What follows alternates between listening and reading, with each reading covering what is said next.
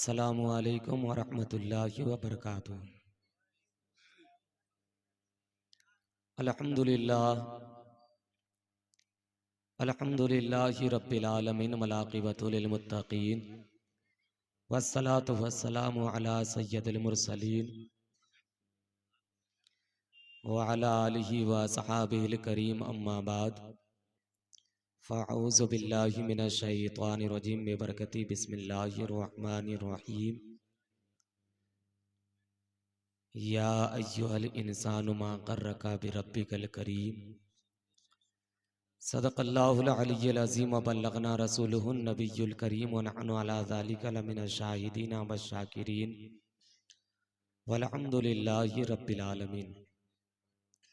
आइए अक़ीदत व मोहब्बत के साथ मरकज़ अक़ीदत के पैगम्बर उम्मत के रहबर दोनों आलम के सरवर जनाब अहमद मुजतबा मोहम्मद मुस्तफ़ा सल्लल्लाहु ताला अलैहि वसल्लम की बारगाह आलिया में अक़ीदत व मोहब्बत के साथ दुरूद शरीफ का तोहफ़ा पेश करें। पढ़े बावाज़े बुलंद अल्लाहुम्मा सल्लि अला सय्यदिना व शफ़ीअना हबीबना व नबियना मौलाना मुहम्मदिन बारिक वसल्लिम सल्लु अलैहि सलातम व सलामन अलैका या रसूल अल्लाह या हबीब अल्लाह सल्लल्लाहु ताला अलैहि वसल्लम। बाद नमाज मगरिब से लेकर के लगभग 9 बजने वाला है।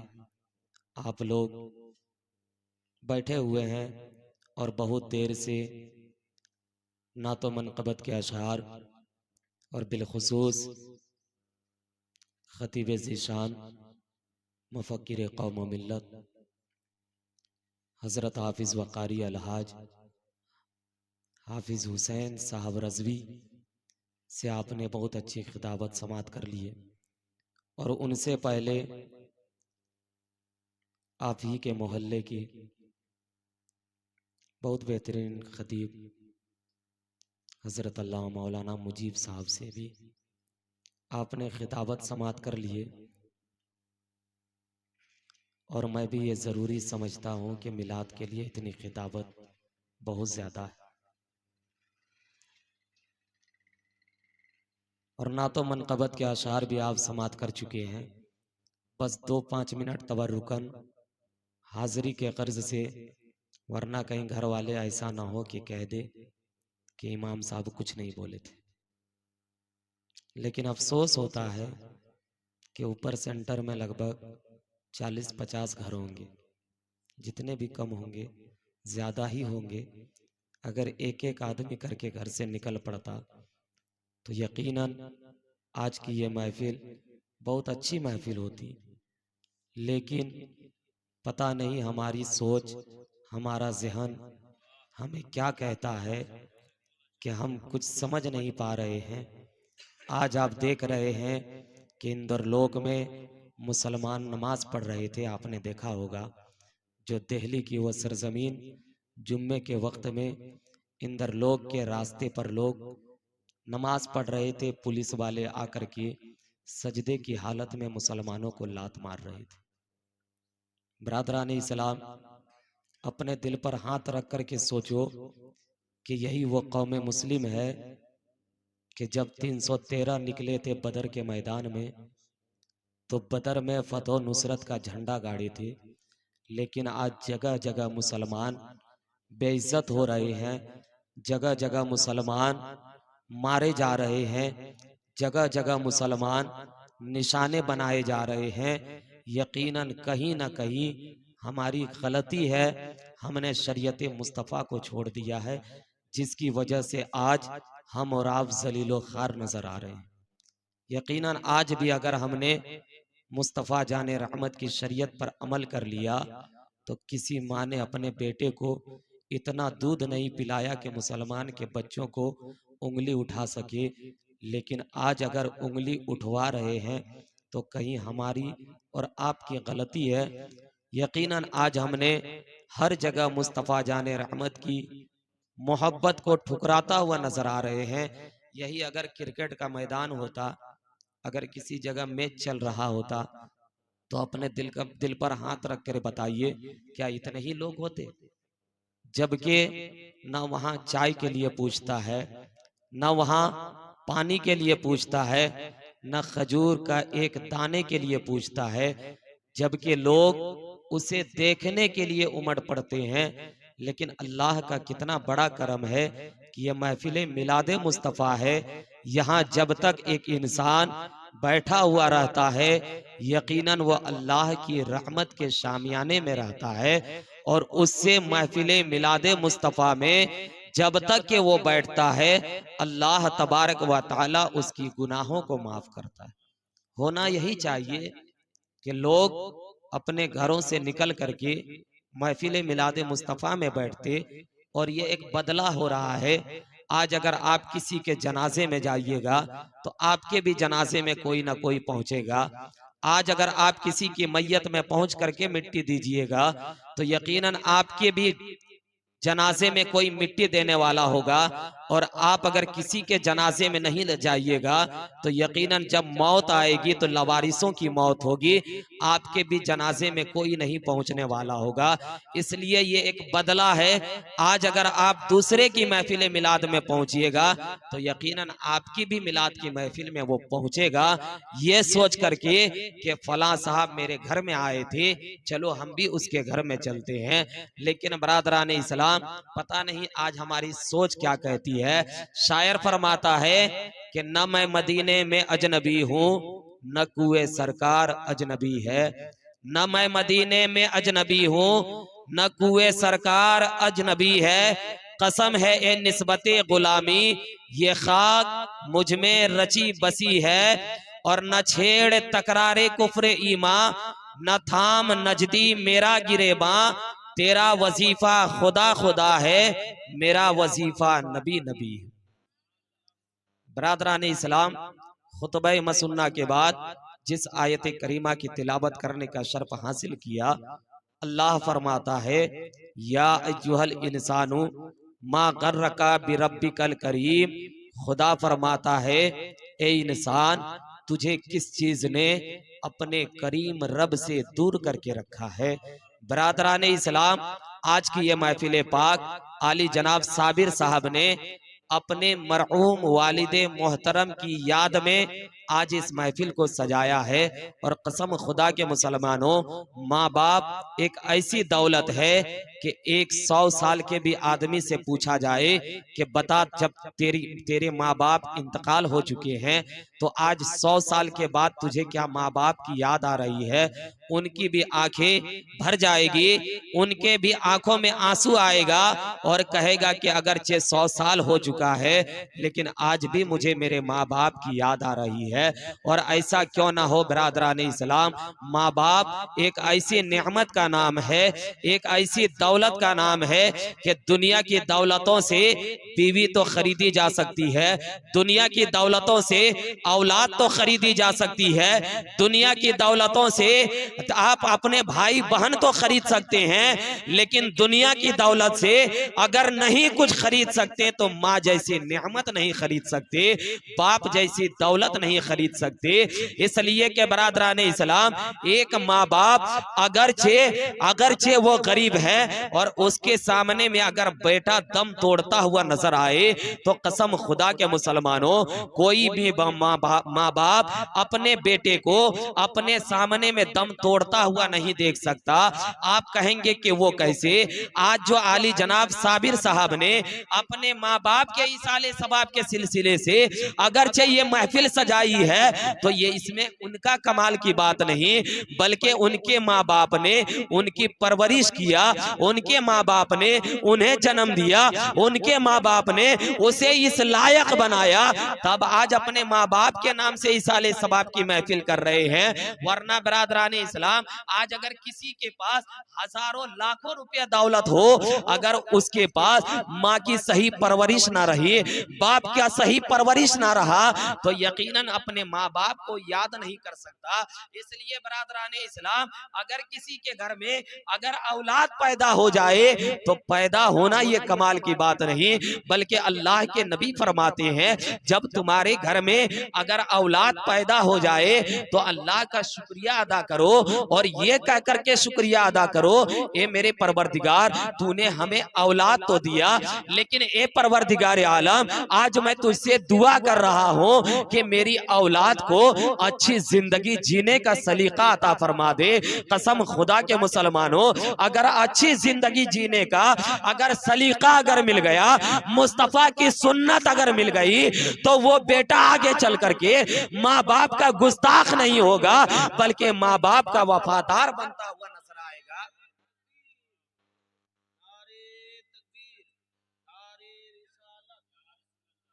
आप लोग रोजा रखे हैं ना? क्या बोलिए ना। आप लोग कितने खुशनसीब महीने के आखिरी पल में बैठे हैं कि हो ना हो कल इसी शब को रमजान की पहली तारीख हो जाए, कल इसी शब, आज शवालुल मुकर्रम की आखिरी रात हो भी सकती है। और ये महीना हर मुसलमान जानता है कि मेरे मुस्तफा का महीना, शाबान ये मेरे मुस्तफा का महीना है, और नबी के महीने में आप बैठे हैं। लेकिन ऐसा लग रहा है कि चांद रात के रमजान के आखिरी दिन में बैठे, जबकि जज्बा बेदार रहना चाहिए, इसलिए कि 29 रोजा आपको रखना है।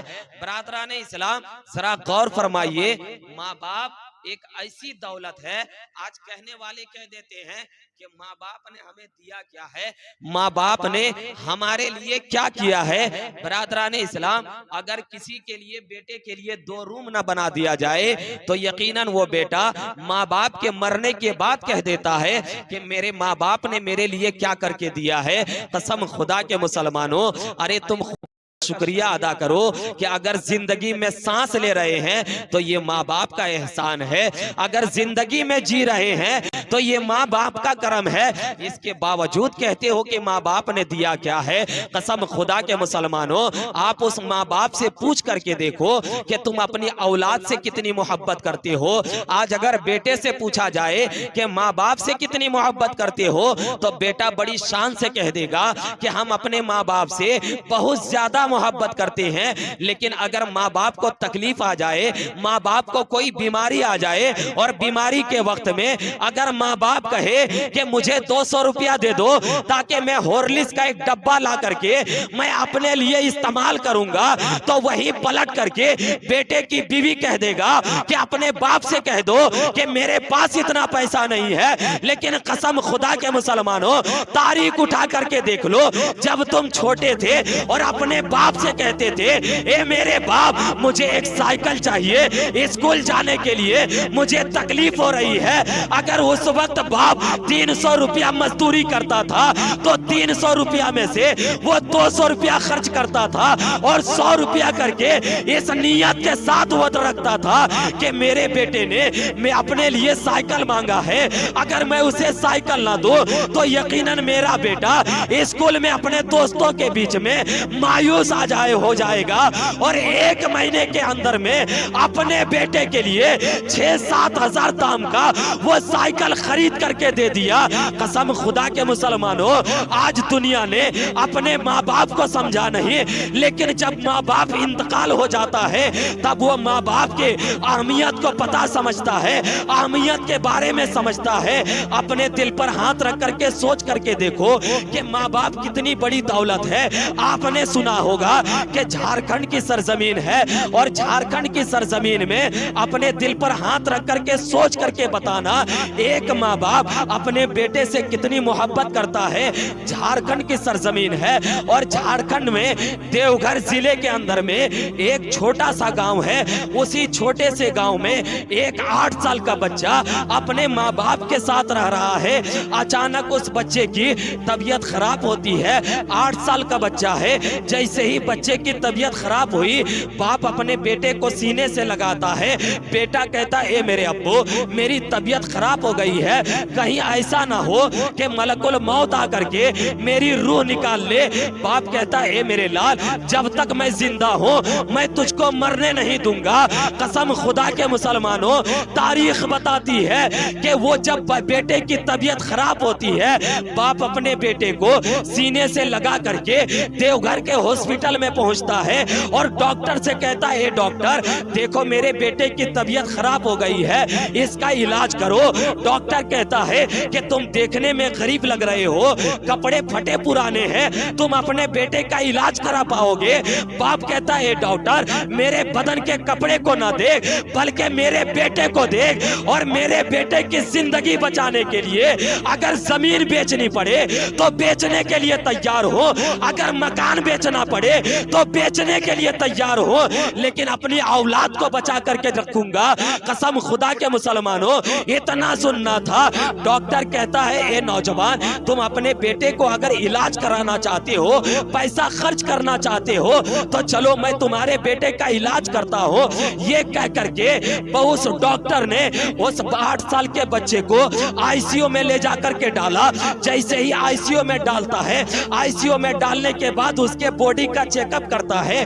चेकअप करने के बाद अब वो डॉक्टर उस बाप से कहता है, ए नौजवान सुन ले, तेरे बेटे का चेकअप तो कर लिया, तेरे बेटे का चेकअप तो किया, और चेकअप करने के बाद जो रिजल्ट निकला है वो रिजल्ट बता रहा है कि तेरे बेटे को सांस लेने में तकलीफ हो रही है, और सांस लेने में जो तकलीफ हो रही है इसका इलाज देवघर में नहीं होगा। अगर तुम अपने बेटे का इलाज कराना चाहते हो तो झारखंड को छोड़ो और बंगाल के कलकत्ते में पहुंच जाओ। कलकत्ता में एक बहुत बड़ा हॉस्पिटल है जिसे दुनिया पीजी के नाम से जानती है। तुम जाकर के अपने बेटे को पीजी में ले जाकर के एडमिट कर दो। कसम खुदा के मुसलमानों, वो नौजवान डॉक्टर से कहता है, ए डॉक्टर बता तो सही, मेरे बेटे को, मेरा बेटा ठीक तो हो जाएगा। डॉक्टर ने कहा था कि देरी मत करो, बल्कि अपने बेटे को यहाँ से जल्दी उठाओ और कोलकाता में ले जाकर के एडमिट करो। अब वो बाप अपने बेटे को सीने से लगाता है, लगाने के बाद गाड़ी पकड़ता है, बंगाल निकल पड़ता है, और बंगाल में निकलने के बाद कलकत्ता के पीजी में अपने बेटे को एडमिट किया। जैसे ही बेटे को एडमिट करता है, डॉक्टर से कहता है, डॉक्टर जल्दी करो मेरे बेटे का चेकअप करो। जैसे ही बच्चे को डॉक्टर ने आईसीयू में ले जाकर के डाला, आईसीयू में डालने के बाद अब वो बेटा कहता है, अब वो डॉक्टर कहता है, ए नौजवान सुन ले, देवघर में डॉक्टर ने क्या कहा था? बाप कहता है, डॉक्टर अरे देवघर के डॉक्टर ने कहा था कि सांस लेने में तकलीफ हो रही है, तो कलकत्ता के डॉक्टर ने कहा कि देवघर के डॉक्टर ने कहा था कि सांस लेने में तकलीफ हो रही है, लेकिन मेरा रिसर्च बता रहा है कि इसकी किडनी खराब हो चुकी है, और इसकी किडनी के इलाज के लिए मेरे पास इलाज नहीं होगा, बल्कि यहाँ से उठाओ और भेलोर लेकर के चले जाओ। इतना सुनना था। वो बाप सारों कतार रोने लगता है, और रोने के बाद डॉक्टर के कदम को पकड़ता है, और पकड़ने के बाद कहता है, डॉक्टर क्या मेरे बेटे की जिंदगी तो बच जाएगी? डॉक्टर ने कहा था, नौजवान अगर तुम अपने बच्चे को बचाना चाहते हो तो इसका किडनी चेंज करना होगा, इसका किडनी बदलना होगा, और किडनी बदलने के लिए बहुत खर्च आएगा। क्या तुम खर्च करने के लिए तैयार हो? तो बाप कहता है, डॉक्टर अगरचे मैं गरीब हूं, लेकिन मेरे जिस्म में खून का एक एक कतरा मैं तेरे कदमों पर रख दूंगा, लेकिन अपने बच्चे की जिंदगी बचाऊंगा। कसम खुदा के मुसलमानों, अपने दिल पर हाथ रख करके सोच करके देखो कि बाप अपने बच्चे को बचाने के लिए कितनी मेहनत कर रहा है, कितनी मुशक्कत कर रहा है। जैसे ही डॉक्टर ने सुना था कि खून का एक एक कतरा मैं निचोड़ कर करके दे दूंगा, लेकिन अपने बच्चे को बचाऊंगा, तो डॉक्टर ने कहा था कि देरी मत करो, बल्कि अपने बच्चे को उठाओ और भेलोर पहुंच जाओ। शायद हो सकता है कि भेलोर में किडनी चेंज हो जाए और तेरे बच्चे की जिंदगी बच जाए।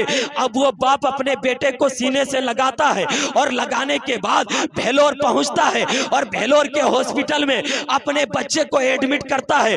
जैसे ही बच्चे को एडमिट किया, डॉक्टर से कहता, डॉक्टर जल्दी से मेरे बच्चे को बचा लो, जितनी दौलत मांगोगे मैं देने के लिए तैयार हूं, जितनी शोहरत मांगोगे मैं देने के लिए तैयार हूं, जितना पैसा मांगोगे मैं देने के लिए तैयार हूं, लेकिन मेरे बच्चे की जिंदगी बचा लो।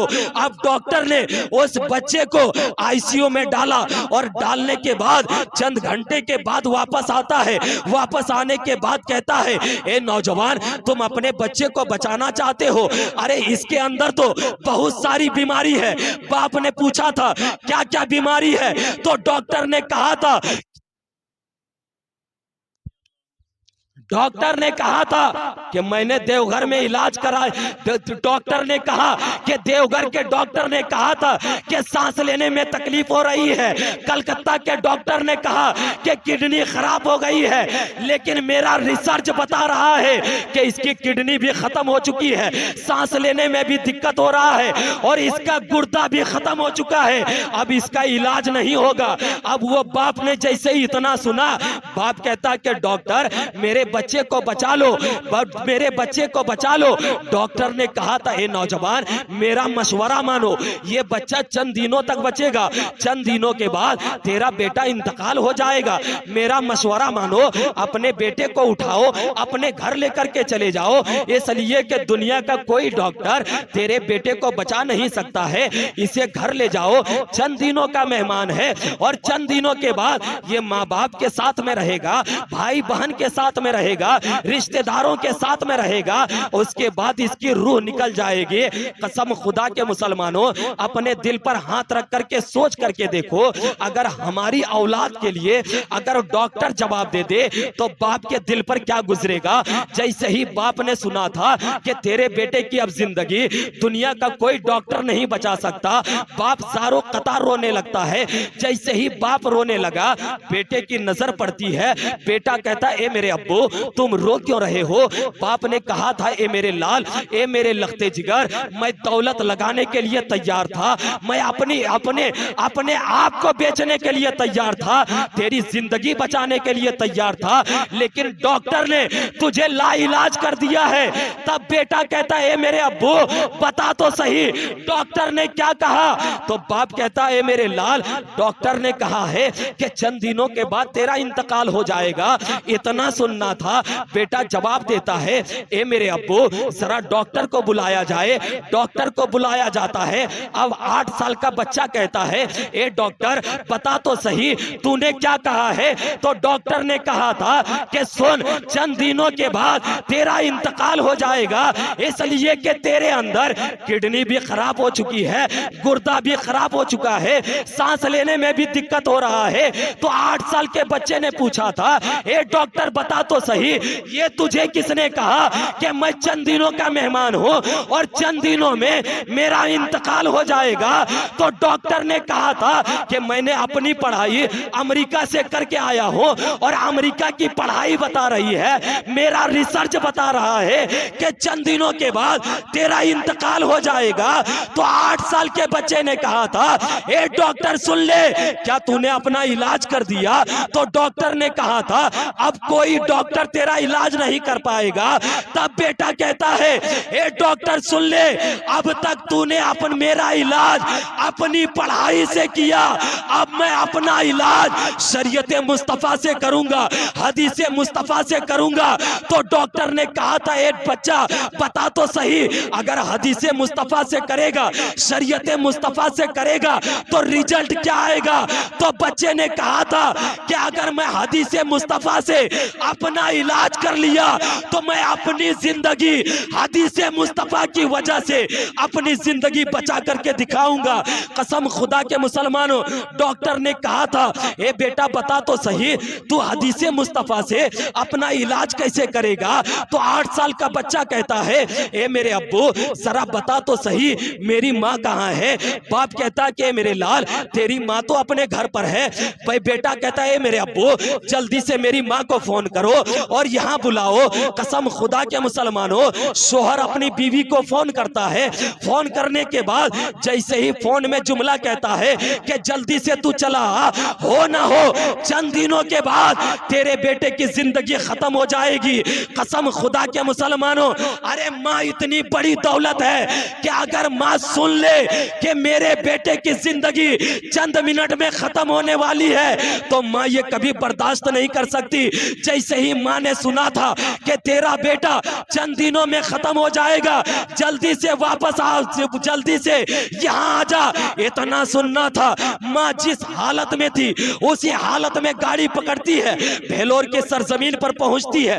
जैसे ही भेलोर के हॉस्पिटल में पहुंचा और अपने बेटे के ऊपर में नजर पड़ती है, कसम खुदा के मुसलमानों, उस बेटे के ऊपर में नजर पड़ी जिस बेटे को 9 महीने तक अपने पेट में रख करके पाला था, जिस बच्चे को अपने खून का एक एक कतरा दूध के शक्ल में पिला करके बड़ा किया था। जैसे ही बेटे के ऊपर में नजर पड़ती है, माँ उसी जगह बेहोश हो जाती है। उसी जगह बेहोश हुई, जैसे ही बेहोश होती है बच्चे की नजर पड़ जाती है। बच्चा कहता है मेरे अब्बू जल्दी से मेरी माँ को होश में लाओ। कसम खुदा के मुसलमानों, माँ को होश में लाया गया। बेटा कहता है मेरे अब्बू मेरी माँ को मेरे करीब करो। कसम खुदा के मुसलमानों, अब बेटे की नजर माँ के चेहरे के ऊपर में है, माँ की नजर बेटे के चेहरे के ऊपर में है। अब 8 साल का बच्चा कहता है ए मेरे अब्बू आखिरी वक्त में अगर तेरा बेटा अगर तुझसे कुछ मांगे तो क्या तुम दोगे? तो बाप कहता है मेरे लाल मांग कर तो देख, मैं अपनी जिंदगी का खून का एक एक कतरा तेरे कदमों में निचोड़ करके रख दूंगा। इतना सुनना था। बेटा कहता है मेरे अब्बू मुझे खून का कतरा नहीं चाहिए। तो बाप ने कहा था ए मेरे लाल फिर तुझे क्या चाहिए? तो बेटा कहता है मेरे अब्बू एक गमला मंगाया जाए। एक गमला मंगाया जाता है। अब बाप कहता है मेरे बेटे इस गमला को क्या किया जाएगा? तो बेटे ने कहा है मेरे अब्बू इस गमले में पानी डाला जाए। गमले में पानी डाला जाता है। अब बाप पूछता है मेरे लाल इस पानी को क्या किया जाए? तो बेटा कहता है ए मेरे अब्बू मेरी माँ के पैर में जो चप्पल है उस चप्पल को उतार करके इस गमले के पानी में डाल दो। माँ के पैरों से लगे हुए चप्पल को उतारता है और उतारने के बाद बाप ने गमले के पानी में डाला। जैसे ही गमले के पानी में डाला चंद मिनट गुजरे थे कि बेटे ने कहा था मेरे अब्बू अब चप्पल को बाहर निकाल दिया जाए। चप्पल को बाहर निकाल दिया जाता है। अब बाप कहता है मेरे लाल अब इस पानी को क्या किया जाए? तो बेटे ने कहा था मेरे अब्बू इस पानी को मुझे पिला दिया जाए। कसम खुदा के मुसलमानों, बाप ने अपने बेटे को माँ के पैरों से लगी हुई चप्पल के पानी को बेटे को पिलाता है। 1 मर्तबा पिलाया, 2 मर्तबा पिलाया, 3 मर्तबा पिलाया, 4 मर्तबा पिलाया। जैसे ही 4 मर्तबा पिला दिया अब बेटे ने कहा था मेरे अब्बू अब डॉक्टर को बुलाया जाए और डॉक्टर से कहा जाए कि मेरा फिर से चेकअप किया जाए, मेरा फिर से इलाज किया जाए। अब बाप डॉक्टर को बुलाता है। बुलाने के बाद बेटे को फिर से आईसीयू में डाला जाता है, चेकअप किया जाता है। जैसे ही चेकअप किया गया तो डॉक्टर कांपने लगता है।